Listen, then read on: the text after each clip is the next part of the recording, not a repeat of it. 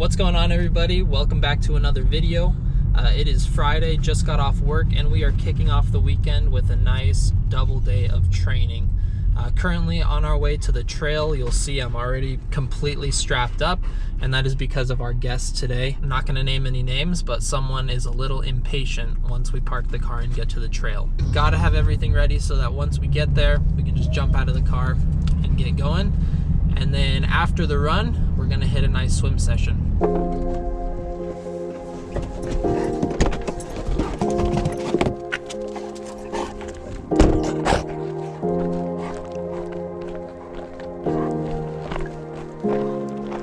Okay, come here.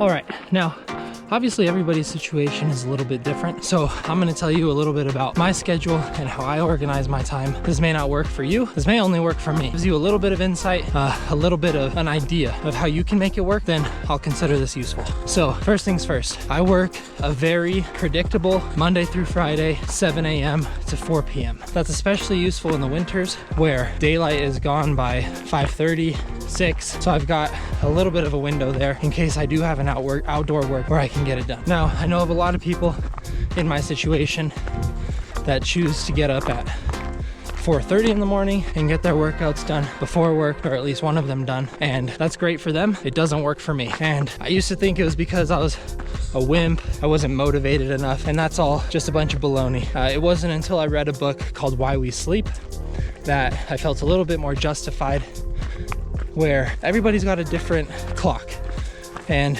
some people are naturally the 5 a.m.ers. Some people won't get up until noon on the weekend if there's nothing to wake up for. I'm somewhere in the middle there, where a comfortable time for me to wake up is between 6:30 and 7:30. I do not perform well if I get up, expend all my physical energy, and then go to work. I'm crashing by noon. So what I found that works best for me is wake up, do all of my work, expend all of my mental energy, and when the afternoon comes around, yeah, I'm done with computer work, I'm done with the mental side of things, but I am ready to go and charge physically. The other perk is that I work completely from home, so I'm able to make my meals, I'm able to eat well, I'm able to hydrate, so by the time the afternoon comes around, my body is actually prepped to work out. If you're not that early morning riser person, don't let society guilt you. Honestly, that's where a lot of my guilt came from. Find out what your clock is and when you'll be able to perform at your best. Now, the other part of my situation that's a little bit unique right now is that I don't have kids, right? Besides the four-legged one that's with me.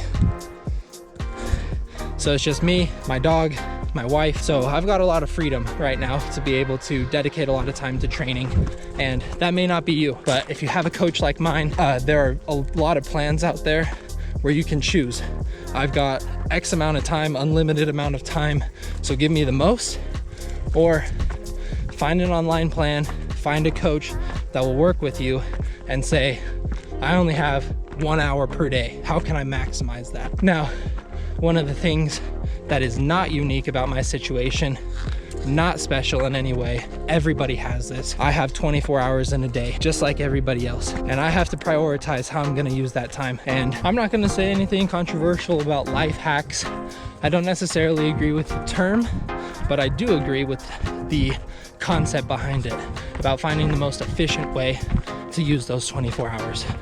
All I'll say is you need to forget about your feelings and you need to focus on your priorities. Never give up what you want most for what you want now. And what I mean by that is, if your bigger goal is a marathon, if your bigger goal is a triathlon, if your bigger goal is being happy with yourself, what you want now, I promise you, is to lay down and watch Netflix.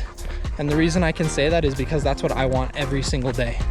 but I've learned there's a big difference in what I want to do and what I'm meant, and that might sound cheesy, but I do believe that I'm meant to be out here. I believe in physical gifts. I believe in unique abilities that everybody's been given. And one thing I would hate is to get to the end of my life and realize that I either never discovered them or I never lived them out to their fullest potential. I think everybody needs to find their own version of that. For some people, that may be a little bit harsh, but I think everybody needs to have that talk in the mirror to determine what they want most so that they can give up what they want now.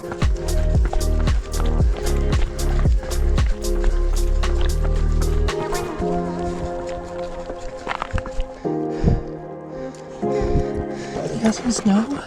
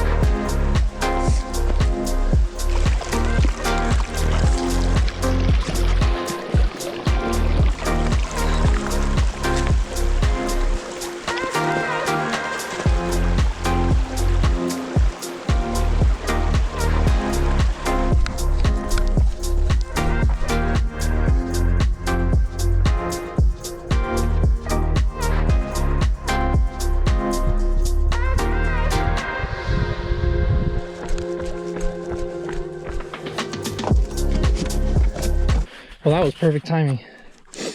1 hour, 21 minutes. And the sun just dipped over the mountain. So we used the daylight well. Time to get home and fuel up for the next one.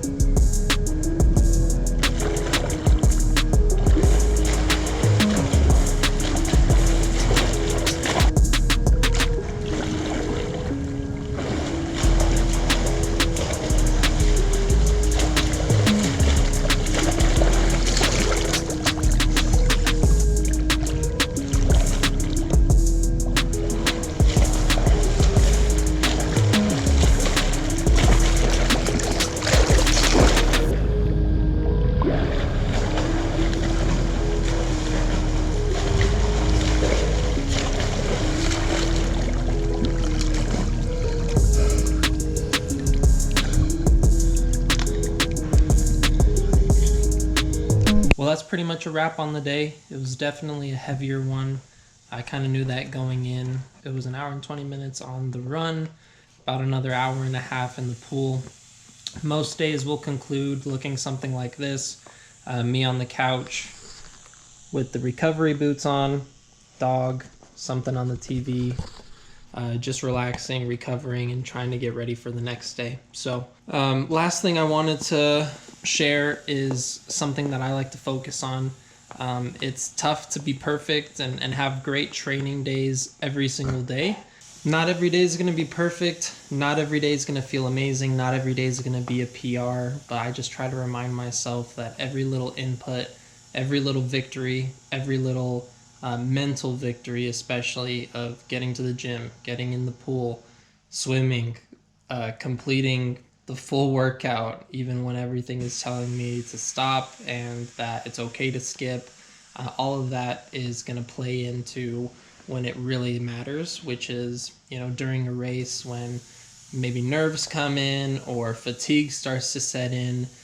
When you have that many mental reps beforehand, then it makes it that much easier when it really counts. So that's some of the stuff that goes through my head, and some of it is just to convince myself to keep on going some days. Some of it is real. So just a couple tips, things that help me while I'm balancing all of this stuff, and when it gets a little bit monotonous at times. We're 5 months out from the race. That can sound like a long time, but January flew by super quick, and it makes it that much more real. So stick around if you want to keep following along the training, the good, the bad, the ugly, and we'll see you next Sunday.